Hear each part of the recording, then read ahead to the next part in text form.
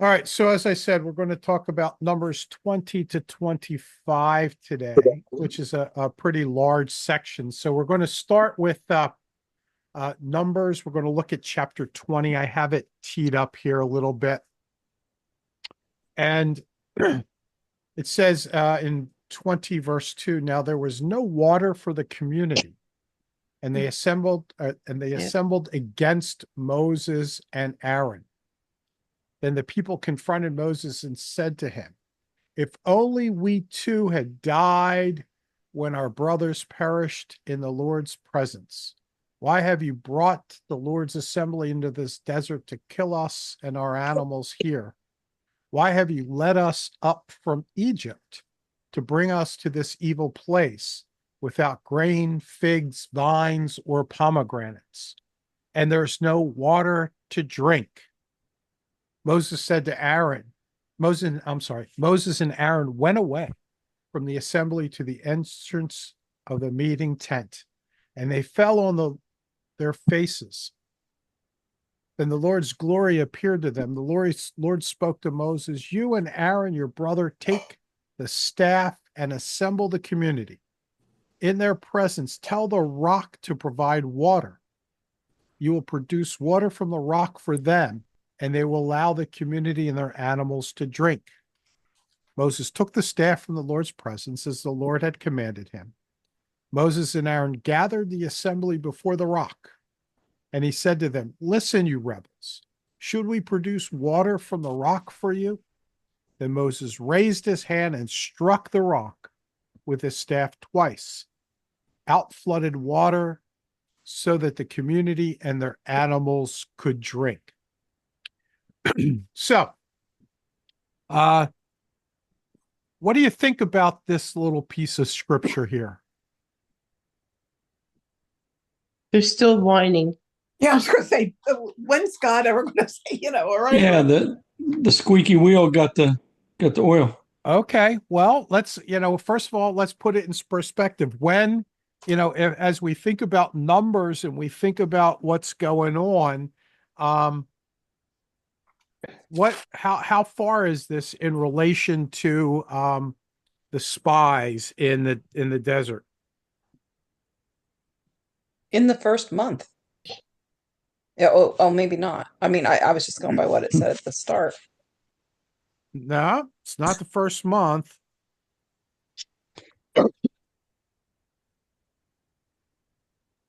Does that then mean where it says in the first month that that's just like the first month of the year or something? Yeah. Okay. Yeah. So this is 38 years since the spies. Oh. So let's put that let that sink in for a second. So this is not, in a short period of time. This is because you got to think about numbers. It's expanded time, because when we think about it, okay, they came to the, excuse me, they came to the entrance to the promised land. They sent out spies. Spies said no. The people grumbled. God got mad, said, okay, you get what you want. You don't get the promised land. You get to wander, and you're going to wander for 40 years. And so this is the time, this is time that it's gone by. So we're 38 years since the spies rebellion. Right. So what else do you think about this? So it's we hear the persistence in grumbling. We hear persistence in grumbling. I the way that they produce the water it seems really strange, because they just go out there and they don't really say, God is giving you water. They're just yelling, listen, you rebels, and they give this rhetorical question and slam the rock. I guess it says to speak to the rock, but then they hit it with the staff. Yeah, it's okay. Well, if you were Moses and Aaron, you wouldn't be in the best of moods either, though. That's what I was going to say. That's what I always thought. I always felt bad for Moses because he was Yeah, because isn't this the reason why he doesn't get to go into the promised Right. land? right. God Yeah. punishes him. And Yeah. Okay. and I mean, I don't even think Moses was thinking that he was being proud and better than God. I just think he was so frustrated with the people. And I just sometimes say to God, why don't you have a little bit more mercy on him for that? Mm. That always puzzled me. So someday I'll ask him that question. So, okay. So that raises a lot of interesting questions. So before we kind of saunter down that path a little bit, have we heard this story before? But Yeah, with didn't he strike the rock and the sea parted? Mm-hmm. Well, no. No, you're right. No. manna. No. If we look at Exodus chapter 17, Oh, water from a rock. The whole Israelite community broke camp and set out from the Sin Desert to continue their journey as the Lord had commanded them. They set up their camp at Rephidim, but there was no water for the people to drink. People argued with Moses and said, "Give us water to drink." Moses said to them, "Why are you arguing with me? Why are you testing the Lord?" But the people were very thirsty for water there, and they complained to Moses, "Why did you bring us out of Egypt to kill us, our children, and our livestock with thirst?" So Moses cried out to the Lord, "What should I do with this people? They're getting ready to stone me." The Lord said to Moses, "Go on ahead of the people. Take some of the Israel's elders with you. Take in your hand the shepherd's rod that you used to strike the Nile, and go. I'll be standing there in front of you on the rock of Horeb. Hit the rock. Water will come out of it, and the people will be able to drink." Moses did so while the Israel's elders watched. He called the place Massa and Meribah, because the Israelites argued with and tested the Lord, saying, "Is the Lord really with us?" So, as we think about that, we have two parallel stories here. All right, we have the one in Exodus 17. It seems pretty straightforward. Same issue, no water. They grumble. He takes the staff and is told to strike the rock, strikes the rock, and now there's water. All right. And now in Numbers chapter 20, verse 2, we have a similar kind of thing happening. No water. The people grumble. Okay. And then, as I think it was Jeanette had pointed out, God tells Moses, "You and Aaron take the staff, assemble the community, tell the rock to provide water, and you will produce water from the rock for them and allow the community to drink." So what does Moses do? He took the staff. He and Aaron gathered the assembly before the rock. And what does he say? "Listen, you rebels, should we produce water from the rock for you?" Then Moses raised his hand and struck the rock with his staff twice. Out flooded water so that the community and their animals could drink. So it's somewhat parallel stories, but what's happening here? You see, I heard folks saying, "Okay, I can really feel for Moses and Aaron. They're stuck between a rock and a hard place. Get it? Rock. So they're kind of there, and they're people that are grumbling, and they're at wit's end. Okay, but what happens? What happens here? I think maybe he might be trying to play the good guy because rather than talking to the rock, he acts like he's the one bringing about the water by the words he uses and what he did, Okay. saying, look, you should listen to me. I can do things for you, like give you water. Okie doke. He's taking the credit unjustly. Okay. All right. I find a weird connection here, and I guess it popped into my mind because we just went through Rosh Hashanah. Zin is the first month, so they went into the desert, the wilderness in the first month, so that would be roughly now. And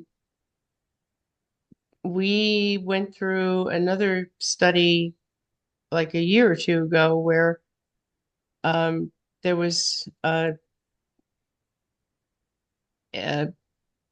Christian rabbi who said that almost everything in the Bible happens on what Jewish holidays are now. So this was like a new start. There was, I don't know how to make the connection because I don't know enough, but this just hit me. I wasn't even thinking about it until I read it again. They came into the wilderness of Zin in the first month. That's now, Mm-hmm. in this month. Yep. It's interesting and weird. I mean, like the way that these stories sometimes circle back and are like other stories, but this about entering the Zin desert, and in the passage from Exodus, it was the Sin desert, and then Sin. Mhm. yeah, it's the same name, but then looking down a little further, I know we didn't read that far in verse 13, the waters of Meribah are mentioned again, and that was back also in that Exodus Mhm. passage. So, I mean, I don't know, is this the same? Is this definitely a different time, or is it the same story just being repeated by the It's writer? it's it's a different time because remember what's happening. We're moving along. If it's 38 years since the spies rebellion, what's happening in that period of time where they're doing this wandering? They're dying off. They're dying off because what's going to happen is the generation that said we don't want to go into the promised land is going to die off. And But then is Joshua's going to be rise up as a leader and then take them into the promised land. this is going to sound weird, but the writer of this was Moses, we think? Well, it kind of depends on who you listen to and their scholarly perspective. Because I know sometimes older men don't remember things in the order in which they happened. Ah, ah, ah. Some And women they tell do. stories over and over again that No, none of us do, sometimes- Deb. I'm sorry. I can't believe she's insulting you that way, Herman. Ah. So If you want to ask anybody what happened, like from the time they were 5 years old, ask Will. there you he go. remembers Well, everything. I'd stuff. I mean, every once in a while, my granddaughter would ask me something about just what happened a couple of weeks ago. She said, "Well, how about telling me something that happened when you were in fourth grade?" And that's kind of like it is. You can remember everything from years and years and years ago, but don't ask me what I had for breakfast this morning. Yeah, yeah. So as we get back to the piece of scripture here, Sorry. no, that's fine. You guys are making great observations, good dialogue.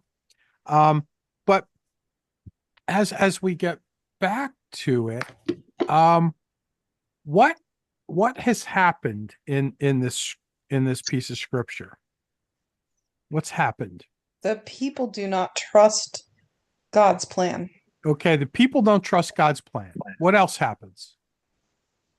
Well, verse 1 shows that you got dead people who's buried there, so they've, Okay. We have they're people, they're aging.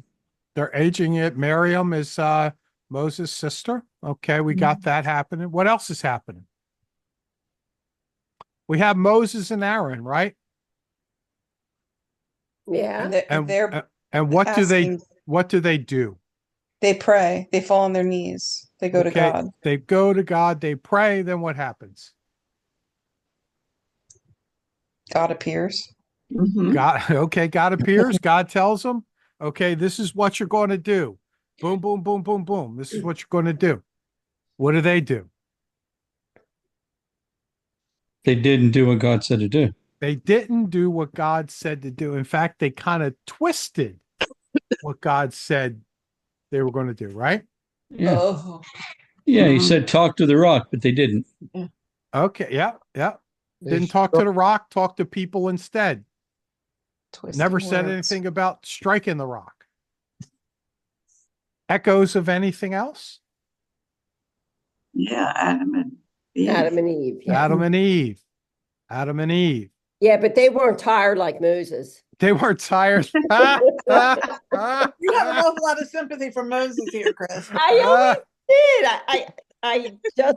I mean, I know he disobeyed, but I just didn't think, I just never felt that he really did it out of pride as much as I just think he was Well, exhausted and just, but he was just so but down. in you some know? ways, was it done out of pride? We don't know. Was it done out of frustration? Probably. Yeah. Probably. But in some ways I hope you hear some of those echoes of Adam and Eve hmm and that first sin there. Because But And aren't we kind of the same way? We think we know best, or we know, Oh. instead of sitting and waiting for yeah. God to work, absolutely, we got to jump on it ourselves. We think Yep. we know better. absolutely. But one of the things that I think that we're wrestling with here is this idea of consequences. Okay. And it seems like, okay, Moses was tired. Maybe Moses was frustrated. We can't be inside of Moses's head, but we can suppose. But he does what he does. And then it says, the Lord said to Moses and Aaron, because you did not trust me to show my holiness before Israel, you will not bring this assembly into the land that I am giving you. And so we wow, that is harsh. That's harsh. So And- that's Moses' punishment. That's his punishment. Right. So why get it. such Nobody said. severe consequences? Yeah. I guess God must have thought that Moses it was that whole like switching of the throne, putting himself on the throne kind of Well, thing. it could be, but in some ways, we think about, okay, the echoes of Adam and Eve, and what was the punishment? The I guess- punishment for their disobedience They got thrown out of the garden. was death. Was being thrown out of the garden. Not being able to go. And what did we say that last time the image of the promised land is moving into the garden. So in some ways we're seeing a parallel here. And I think Okay. I wasn't gonna say anything because I didn't think it meant anything. But I was pointing it out to Herman and he's like, why do you want us pomegranates? Mhm. There's pomegranates and there's other things. I have read one translation that said that pomegranates the apple was probably pomegranates. So it says, this is no place for grain or figs or vines or pomegranates, and there's no water to drink. Mhm. So it almost makes me think of going back to the garden. Correct. Yeah, There's no that's apples. that's all. And where did you see a lot of pomegranates and things like that? They were images that were found in the temple, because or in the tent of Mhm. meeting. And So I think yeah, the translation is probably fine because apples don't grow in super hot climates. sure. But you're picking up the idea of the writer here, that in some ways they're jonesing for the promised land, and they know they're not in the promised land. And so we get echoes of the garden, echoes of Eden, all those kinds of things. And so that's the hyperlinks that this writer's trying to make. And so when we think about consequences, then I think one of the things we have to think about, the closer we are to the tent, T-E-N-T, the tent, the more severe and significant the consequences. Adam and Eve were there at the tent, at in God's presence. Here's Aaron and Moses. Where were they? In close proximity to God. And so, But God, I mean, I'm struggling with I know you're talking about this, the harshness of this, and like thinking about things like, what David did, and how he maintains and even escalates like his proximity to God after he does what I think are more terrible things. Um and intentionally, like he figures out how to kill a guy because he wanted to cover up something that he did with his wife. Like I just it's hard to see Moses and Aaron, who are trying so hard to put up with so much, to, you know, I don't know.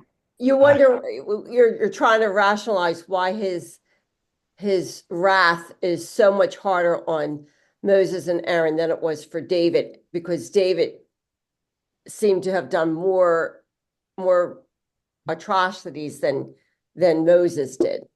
Yeah. Yeah, it's well, I think, some of it is, this idea, and I get it that sometimes, well, if you kind of, stack up Moses and Aaron against David, and so on and so forth, um things don't add up. And I would agree.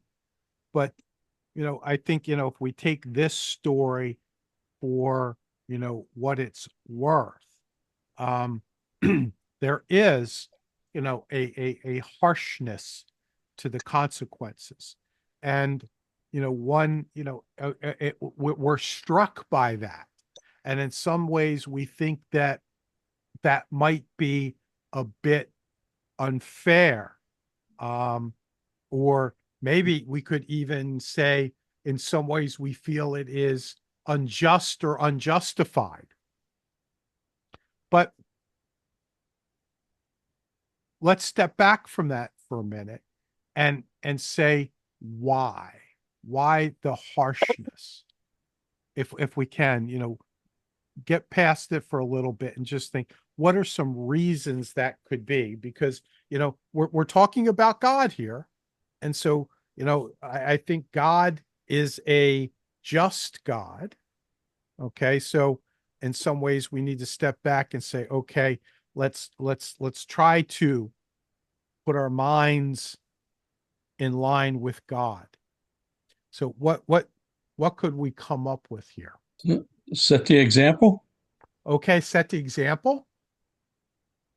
If I can make another side comment, Sure. driving home from work, I've got this hour and a half to 2 hour drive every day, and I listen to the news on the way home. And tonight on the satellite radio, listening to the news, with this being the 1 year anniversary of the Israeli attack, the person was interviewing a man who his sons were kidnapped and killed. Oh. And anyhow, they were talking about at one point he made reference to the fact that it's been 1 year, and I can't remember exactly. I was paying attention more to traffic than the news, but Well, that he was made good. a point, huh? I said that's very good that you're paying more Yeah. attention to the traffic than the news. But he made a point of saying that in the memorial of the year, the event, he made a point of saying that there was pomegranates that were brought in, and that was part of the memorial, the ceremony. And I never understood why he was making a big deal about pomegranates being brought in, because I just thought maybe I missed something because I was paying more attention to the traffic. Well, But maybe that goes back to what I was saying. It's like, this is the Jewish New Year. I mean, Yom Kippur's coming up. It might be, I lost track, but it was the Jewish New Year not that long ago, if not today. And I think it was It's last Friday? week. Friday. Yeah, it was last And Thursday. here we go with, that attack was on the Jewish New Year. Mhm. You've got the pomegranate connection.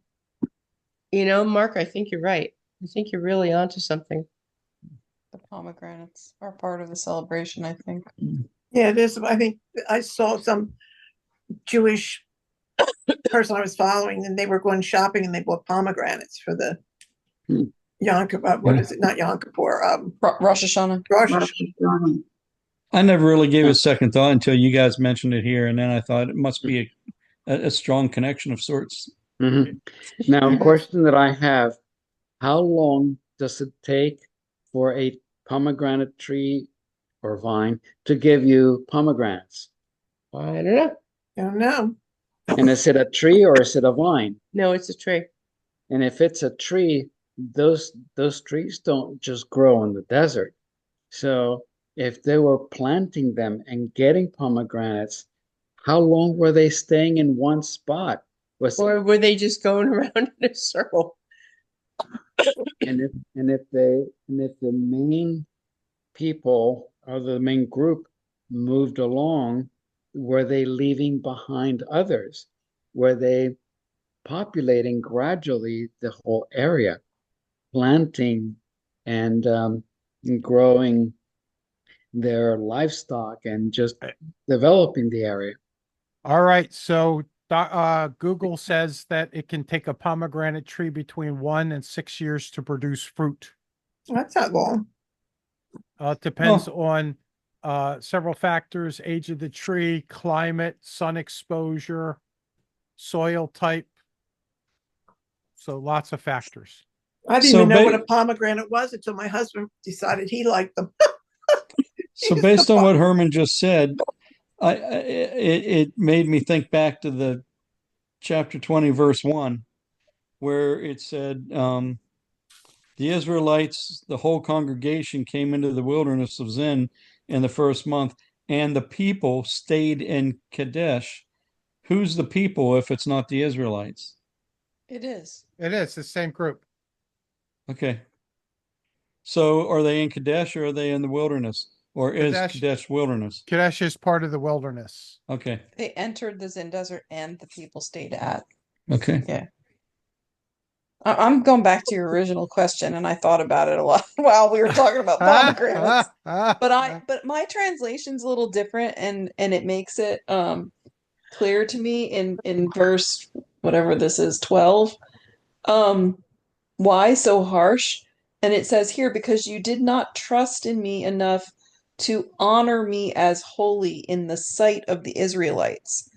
So yeah, so it says it a little differently, and to me that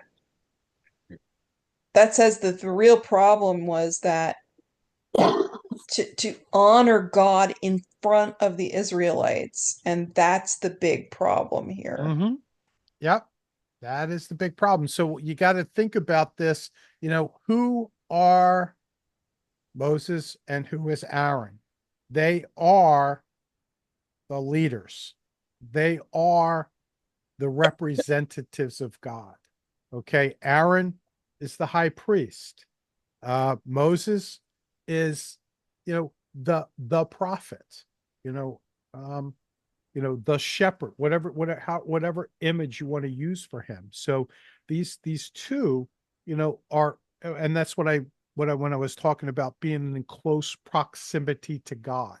So they've been put in places of leadership that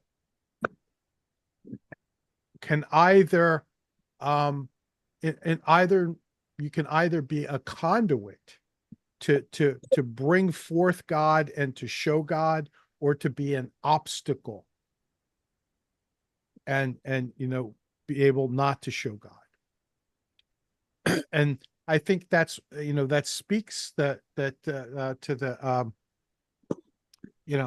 to the responsibility, or maybe the weightiness there is for folks, especially folks who are in leadership, people who are close to God,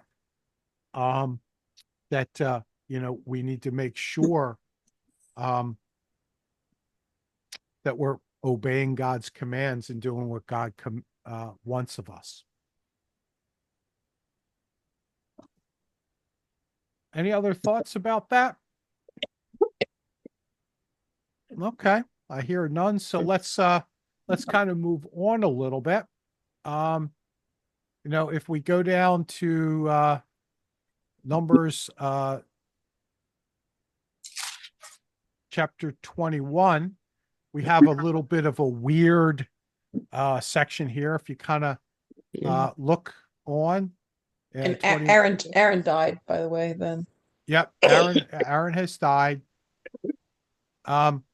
So 21 verse 4, they marched from Mount Hor onto the Reed Sea and rode around the land of Edom. The people came impatient on the road. The people spoke against God and Moses. Why did you bring us up from Egypt to kill us in the desert, where there is no food or water? What just happened a little bit ago? Same thing. It's a broken record. Yeah. God had given them water. And we detest this miserable bread. So the Lord sent poisonous snakes amongst the people. And they bit the people. And many Israelites died. The people went to Moses and said, "We've sinned, for we spoke against the Lord and you. Pray to the Lord so that he will send the snakes away from us." So Moses prayed for the people. The Lord said to Moses, "Make a poisonous snake and place it on a pole. Whoever is bitten can look at it and live." Moses made a bronze snake and placed it on a pole. If a snake bit someone, that person could look at the bronze snake and live. Sounds like it's going back to the plagues. Okay, so in some ways we have some maybe echoes of the plagues. Is that the basis for the snake on the rod, if you will, for in the medical profession? Oh, a Yes, that caduceus. makes that just says if you piss us off enough, we will have somebody bite you. Especially if you call up Dr. Google. I can't say if that's where it comes from, Mark, but it certainly could make sense. All right, so Israel has a complaint. So God's sending venomous snakes. Okay, and then we have God provides healing through a symbol. So what do you think of that? Do these people ever stop complaining? Well, when Moses went up in the mountain and everybody made a false god, that was a bad thing, and they got punished for it. But yet here, they're encouraged to make, if you will, a false idol. Well, it's what God told Moses to do, and Moses did it. Yeah, but isn't that double standard is my No, point. because Moses is now saying this is from God. It Yeah, was but not. the snake is not a god. No, no, the snake's not the God. This is what God told me to Yes, do. Just yes. like he told me to talk to the rock wasn't a God either. Yeah, all right. Yeah. Yeah, the difference is that golden calf was a god. They were fashioning a new god to worship. Okay. And this is kind of different. This is not a god. This is just merely a symbol that God says you look on and you will be saved.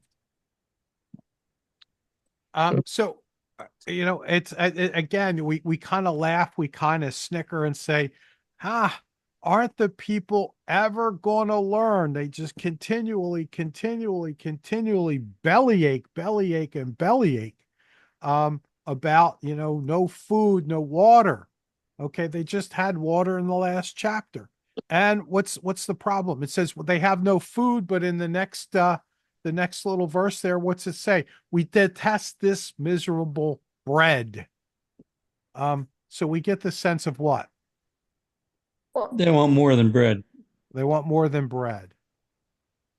Okay. We got the sense that in some ways they're not satisfied. That in some ways, Their needs are met, but their desires are not met. Good. Because if we think about this, and again we go back, we talk about this idea of miserable bread. Where do you think that would take us to? The loaves? Mana. Huh? Mana. Okay, back to the manna. So, but what happened when we think about that story? They got tired of it.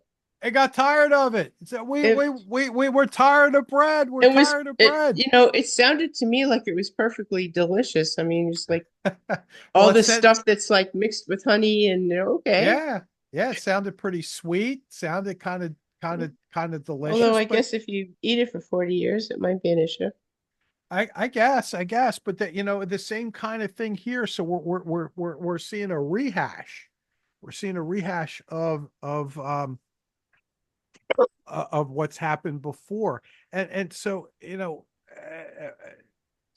so the Lord sent a poisonous snake amongst Was the this, people. I have a question. Was this the same generation of people that were complaining? This wasn't about the manna back before? I mean, is this another generation? That's the same generation. It's 38 years. Yeah, they're dying off. So these are their kids and grandkids. So yeah, well, they're the old people and the beginning to see the new ones. Yeah. So it's a new generation that's starting to complain now. Right, exactly. But they would have heard the stories in the desert. And so what do we make of this? I mean, okay, the Lord sent a poisonous snake and bit the people. If we're thinking about that, what's it kind of saying? That'll Going back learn to the you. garden with the snake. Say that again, Sue. Going back to the garden with the snake. Okay, so in some ways it could, hyperlink back to the snake in the garden. And so what was the snake in the garden all about? Well, kind of Temptation. temptation, Lies. making people think that they should have, I'm not thinking of the right word, higher ambitions than what they have. Okay. Something they want more. It's like this isn't enough. We need a bigger house. Okay. But in some ways, was it all about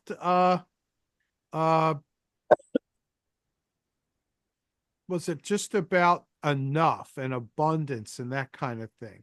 It was about separating them from God. Yeah, and so it was separating snake from God, did. but so if we think about that snake for a minute, the snake has a conversation. And if we go back to that conversation. What was the conversation all about? Well, this is my feeling, and I might be wrong.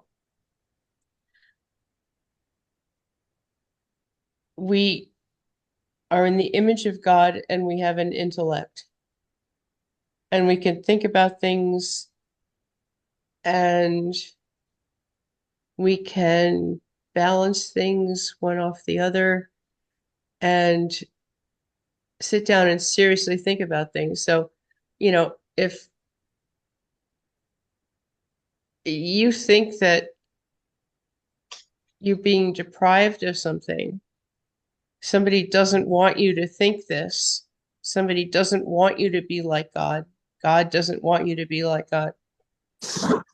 It's not in our DNA.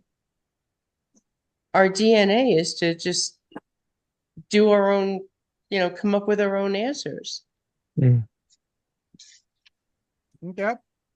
So in some ways, yeah, you're spot on. So here's the conversation with the snake. The woman said to the snake, "We may eat the fruit of the garden's trees, but not the fruit of the tree in the middle of the garden." God said, "Don't eat from it and don't touch it, or you will die." So we already know that what has Eve done here? Who, God? Huh? She's God? added words What to God- what God said. She's added to what God said, because what did God say? He said, "Don't eat from it." Mhm. Period. Okay, don't eat from it. All right. And the snake said to the woman, "You won't die. God knows that on the day you eat from it, you will see clearly, and you will be like God, knowing good from evil." Now, the woman saw that the tree was beautiful with delicious fruit, and the tree would provide wisdom. So she took some of its fruit and ate it, and also gave some of it to her husband, who was with her, and he ate it. They both saw clearly and knew that they were naked. So they sewed fig leaves together and made garments for themselves. So as you think about that conversation, what is that conversation about? What is the snake doing?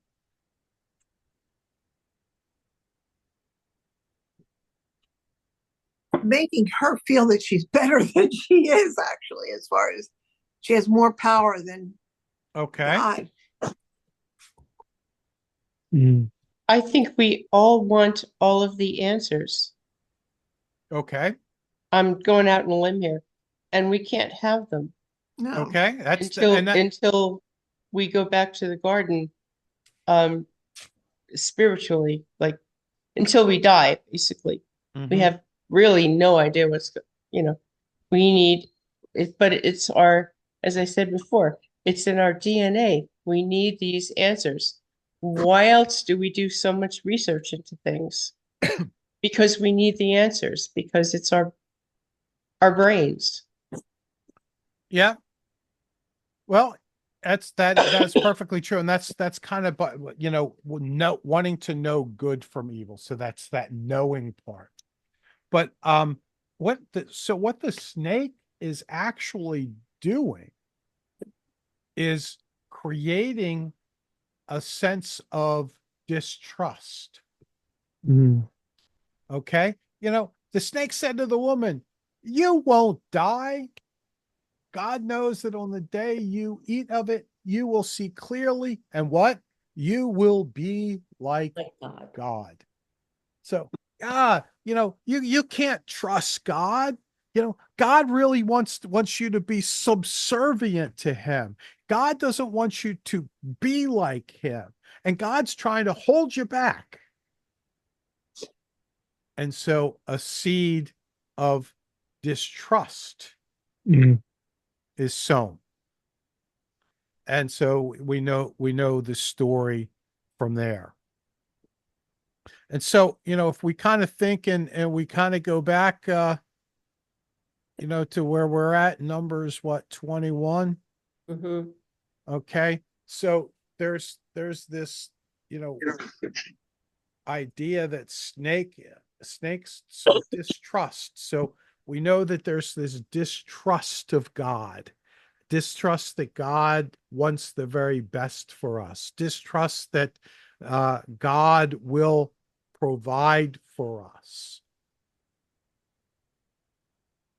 And, as we think about this, then, when Jesus was around, what did he say? Trust in me. Okay, you need to trust. And he gave us a prayer, didn't he? Our Father, Yeah, who art in that's- heaven, hallowed be thy name. Mm. Thy kingdom come, thy will be done on earth as it is in heaven. Give us this day what? Or Daily bread. bread. Daily bread. Yeah. And so, if we get to the essence of Jesus' prayer, it's holding up God, hallowed be thy name. Your kingdom come on earth as it is in heaven. And how is it in heaven?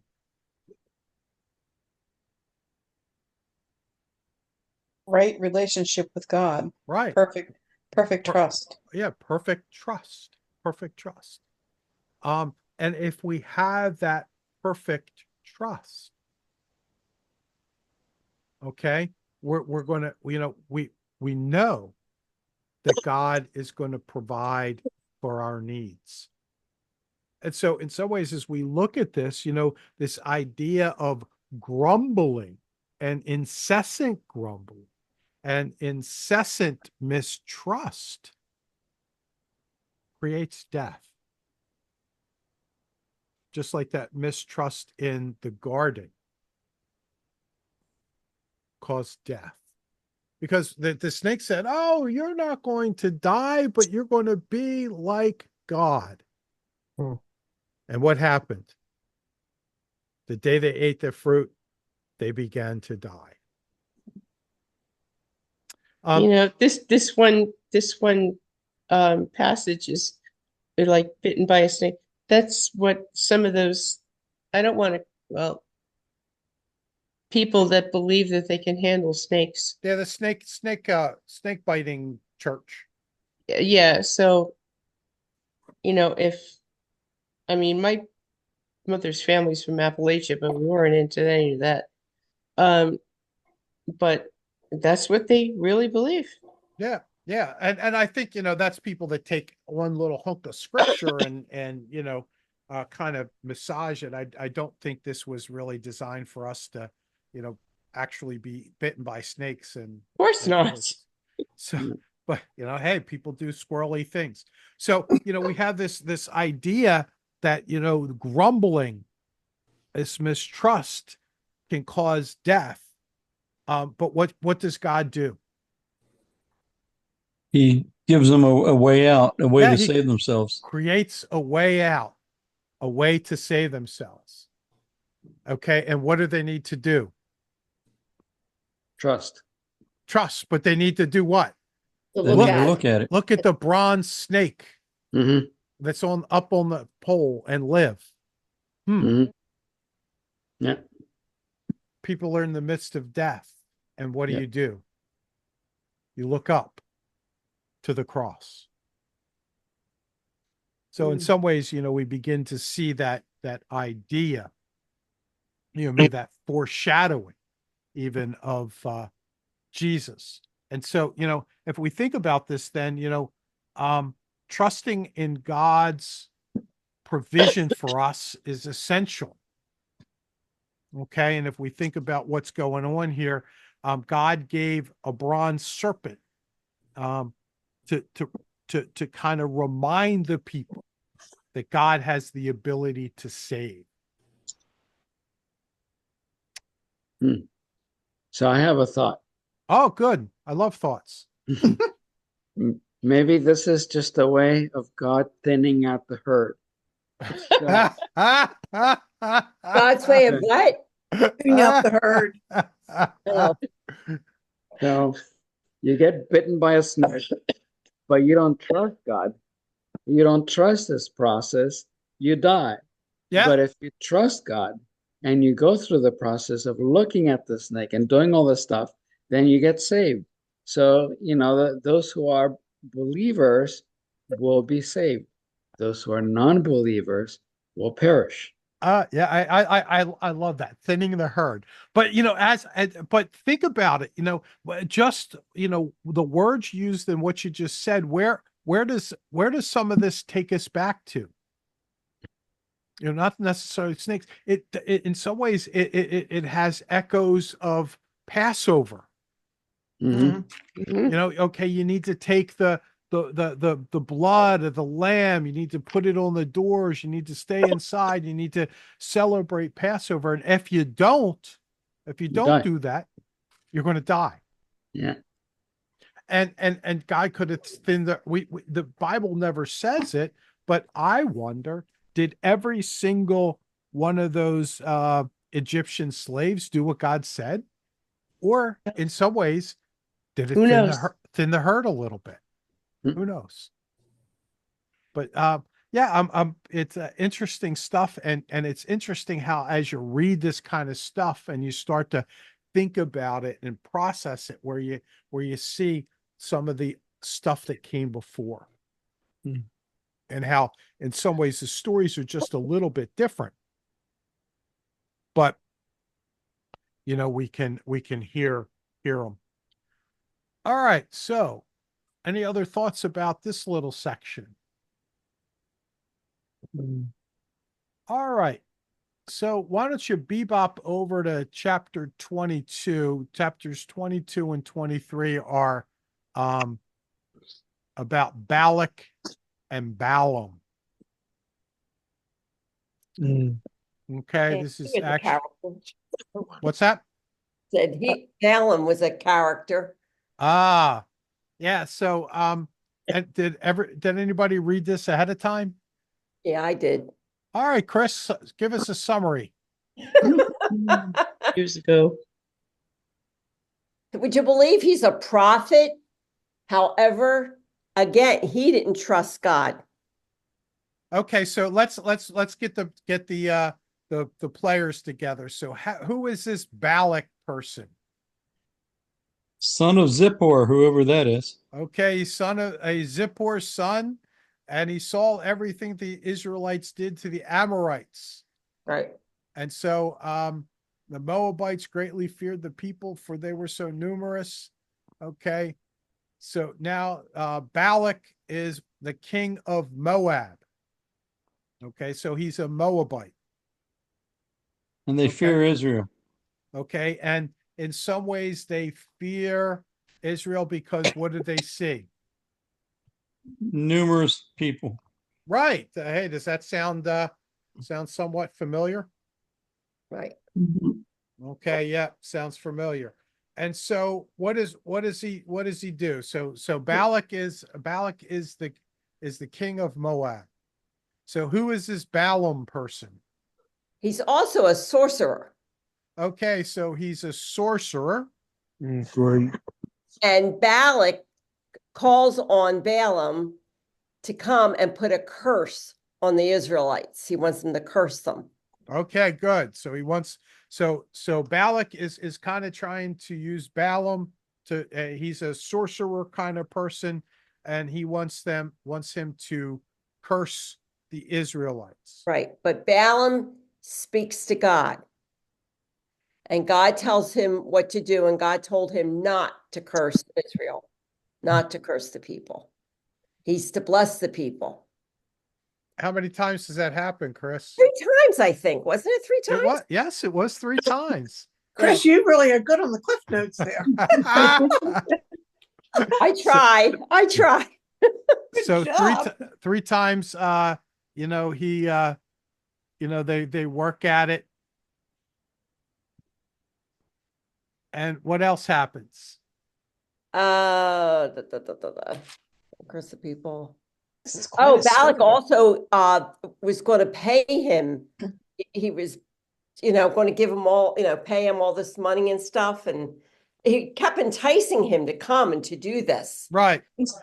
So you got this thing where Balak is trying to get Balaam to curse, and 3 times he tries to curse, but every single time that Balaam goes to curse, what ends up happening is He blesses, There's- he praises. they're oracles of blessing. Right. And then he's Mhm. beaten up on a donkey. That was funny. That part was kind of funny. So as you go down in this stuff, then you have Balaam becomes the Lord's messenger. Okay. And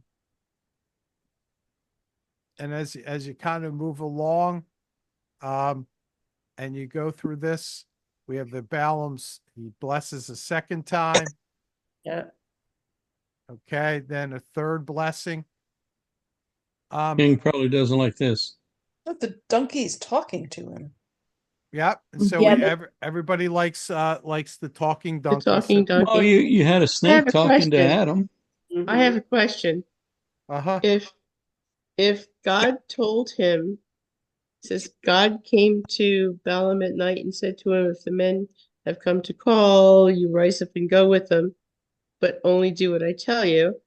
Right. So he got up in the morning and saddled his donkey and went it. But then God was angry because he went. So it's like, it's like, Yeah, there was that part. yeah, it's a little bit like, why are you ticked off? You told him to do it. What do you think? Where's it? Where you at, Sue? So everybody can line up. with you. 22, 21. verse 22. 21, 22. 22. 21, 22, or 21 and So 22. Balaam rose in the morning and saddled his donkey and went with the princes of Moab, because in 20, God came to Balaam at night and said to him, if the men have come to call, you rise and go with them, but only do what I tell you. So he got up in the morning and saddled his donkey and went. And of course, then you got the talking donkey thing. But then in 22, it says, but God's anger was kindled because he went. It's like, And I'm assuming he is mad at him because he didn't wait to hear what God had to say. Yeah. well, that's possible. That's what I thought about that. mm-hmm. So if the men have come to summon you, arise and go with them. You guys are because He could have expected God to tell him while he was on the way. Hey. Does not that often happen? Uh-huh. True. I don't know. So if we kind of look at this section, it and we look at it from maybe the 60 or the 6,000 foot view, what would be the overarching message here? Do what God tells you to do. Okay, do what God tells you to do. Maybe exactly how he tells you to do it. Okay. All right. So if you're getting bad answers, it's probably a bad question. And the answers aren't bad. But it's that they're not the answers that I'm kind of looking for. Because what we need to do is remember we're hearing a section of the story, but what does it have to do with Israel? Trust. Well, fear. Trust, fear. So are these people followers of Yahweh? No. No, these are foreign people. Right. Yeah, the Israelites are coming into their land and then they see that they've conquered the other land and Right. they're afraid of them. Right. Yeah, so we got, this idea, think of Balak the king hires Balaam because what's he want to do? He wants to curse Israel. And when he Mhm. curses Israel, what's he want? Okay. He wants them to be kind of pushed down. Mhm. Okay. And we got this, he tries to three times tries to curse, but we have these 7 oracles of blessing. And so even, as Balak gets angrier and angrier at Balaam, Balaam blesses Israel. And so, and when we think about that, what does that have to say about God's people? They're chosen. Okay. Yeah, Donkeys are smarter than us. Okay. They're chosen. God can use donkeys. Mhm. He's going to take care of them. God's going to take care of his people. Okay. And so what if you had to use a word to describe that, what word would you do? What word would you God's use? providence. Providence. Okay, it's a good word. Sovereignty is another good word. That's a good Okay. word. So, in some ways, we've gotten this, we got to think about, okay, we're moving along here. So we're in the middle of a journey. And so we just came off of, a time when, what do we have? We have the grumblers. They're grumbling about food. They're grumbling about meat or bread.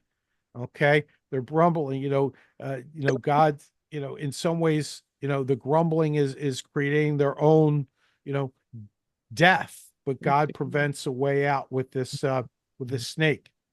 And then, what's the ultimate goal here? So if we look at this journey, what's the ultimate goal? To reach the promised land. To reach the promised land. And so when we're having issues trying to reach the promised land, we're going to have intrinsic obstacles and extrinsic obstacles. And so, the last chapters or 2, we're dealing with the intrinsic ones, the internal ones. But we also got to remember there's going to be the external ones, the Moabites and those kinds of people. And so, as we think about this piece of scripture, what does it say about God's sovereignty?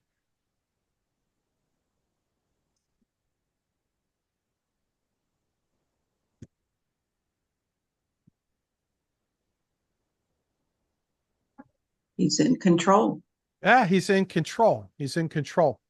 And I think, in some ways in our, present situation, I think we need to have a fresh dose and a fresh reminder of this. It's every single day from now until the election, you get all the haters on one side, haters on the other side. All what are they doing? Aligning themselves with a person, right? Mhm. And what's that person going to do?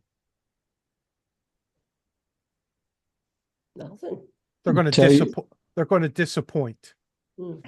They're going to disappoint because when we begin to put our trust in human beings, we're going to be disappointed. Okay. It was that put not and- your trust in princes. Huh? Put not your trust in princes. Yes. And the idea here is, what we're, either candidate is going to be the savior of the world, or one of them's going to create, either one's going to create destruction of the country, no matter who you vote for. I mean, you hear that rhetoric on both sides, Mhm. but as Christian folk, I think we need to be the voices of reason that say, our trust doesn't come in people. Our trust comes in the Lord, who is sovereign over people. Even the Moabites, who wanted to destroy God's people, were no match for God. And so we have these intrinsic and we have these extrinsic things. And so as we move along this journey, getting ready to hopefully go into the promised land, God deals with the intrinsic and God deals with the extrinsic. Mm. So, At this point, though, Moses is God has already said to Moses, "You're not going to lead these people into the promised land." Right. correct. So then is there a shift? Does Moses give up, or No, Moses continues to lead. Continues to lead until Joshua's raises up. but I guess why? You know what I mean? Like that would be really depressing after all he'd been through, and then God is like, "Well, Yeah. as a consequence, you are not going to lead these people to the promised land." So Because it's not about him. no, but then He's not selfish. what's his goal? He has lost like his purpose, right?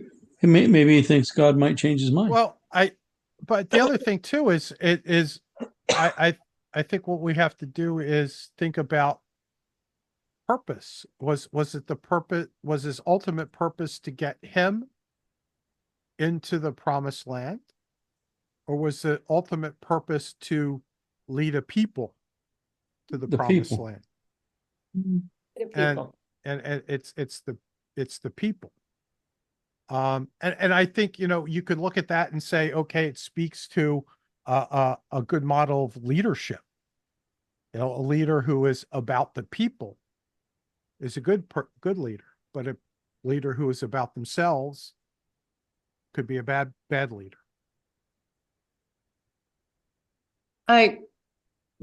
I also feel kind of sorry for Moses.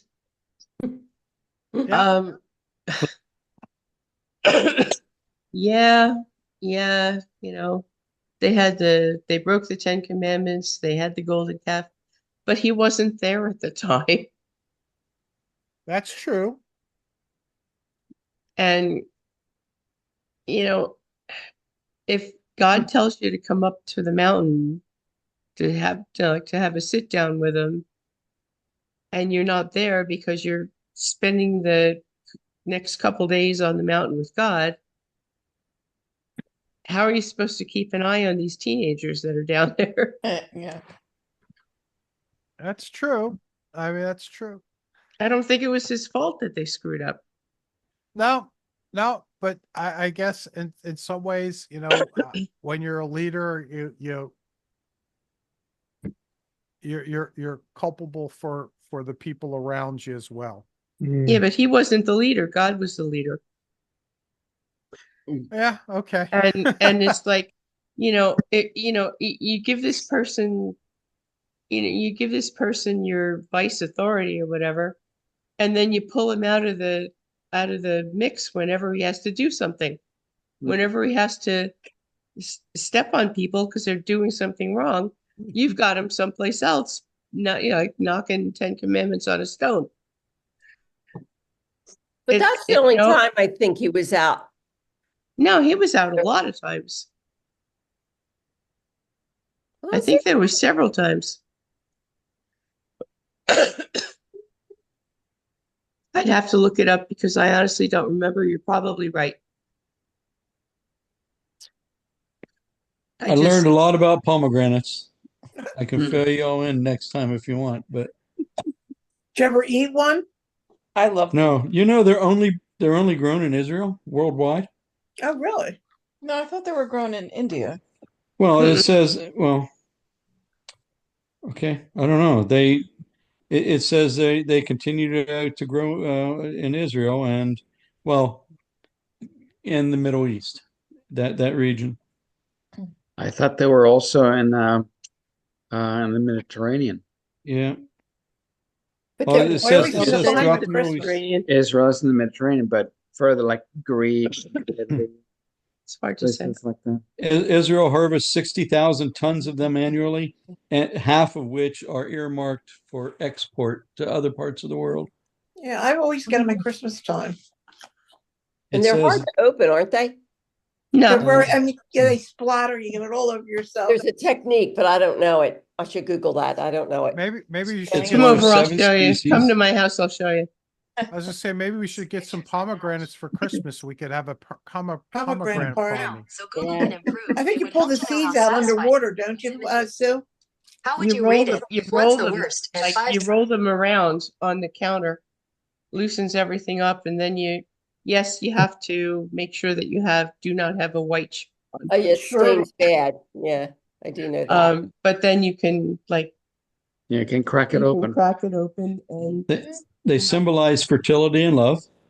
Hmm. Mhm. They it's often the new fruit on the second night of Rosh Hashanah. Mhm. And they say the seeds are associated with the 613 mitzvot or commandments of Israel.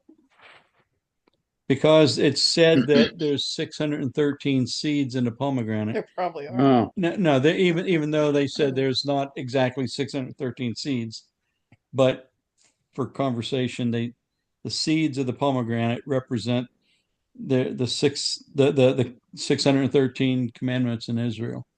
We'll have to count them next time. hmm. Yeah, they continue to grow. Sounds They're like I mentioned in opened text. Pandora's box with the pomegranate. All right. Well, Yeah. I think we've come to the close of our time. We're partway through this. Shut up. We're partway through that. We'll finish up next time. So we're near I'm just so enthralled about, and I know, I'm sorry, I'm keeping everybody. I never really got into the Old Testament other than Exodus and Genesis, but I can see how everything's tied together. good. Then we're making progress because that's what we're supposed to see. Yeah. All right. Well, we'll forge ahead with the rest of this next week because what would we were because we were going to 25, we got to 22, 23. So we'll finish. So we'll probably finish probably not next week, the week after we'll be done Okay. numbers. Okay. Okay. All right. Thank you. Everybody